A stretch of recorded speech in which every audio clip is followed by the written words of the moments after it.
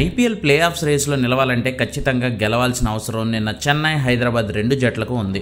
అప్పటికే లీగ్లో 8 మ్యాచ్లు ఆడి 6 మ్యాచ్లు ఓడిపోయిన రెండు జట్లు మ్యాచ్ను ఖచ్చితంగా సవాల్గా తీసుకుంటాయని ముందే అర్థమైంది.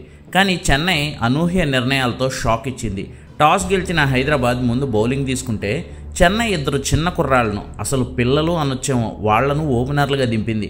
20 ఏళ్ల గుంటూరు కుర్రాడు షేక్ రషీద్తో పాటు మరో ఓపెనర్ 17 ఏళ్ల ఆయుష్ మాత్రే. ఈ సీజన్లో కాన్వే, రచిన్ లాంటి కివీస్ ఓపెనర్లతో ఇన్నింగ్స్లు ఆరంభించిన సిఎస్కే అవేం వర్కౌట్ కాకపోవడంతో నిన్న టీం చిన్నపిల్లలకు ఛాన్స్ ఇచ్చేసింది.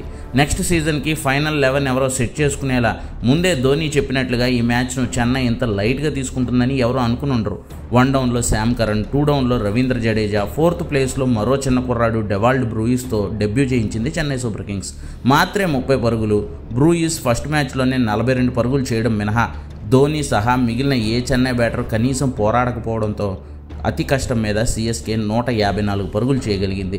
బౌలింగ్లో పవర్ ప్లేలోనే అభిషేక్ హెడ్ వికెట్లు అయితే చెన్నై బౌలర్లు తీయగలిగారు. కానీ కొట్టాల్సింది పెద్ద స్కోరేం కాకపోవడంతో ఇషాన్ కిషన్, కమిందు మెండిస్లు పోరాడి ఫాస్ట్గా చేజ్ని ఫినిష్ చేసి సన్ రైజర్స్కు 5 వికెట్ల తేడాతో విజయం అందించారు. దాంతోపాటు సన్ రైజర్స్ తన ప్లే ఆఫ్ హాజులను సజీవంగా ఉంచుకుంటే చెన్నై మాత్రం ఈ సీజన్ నుంచి దాదాపుగా ఎలిమినేట్ అయినట్లే.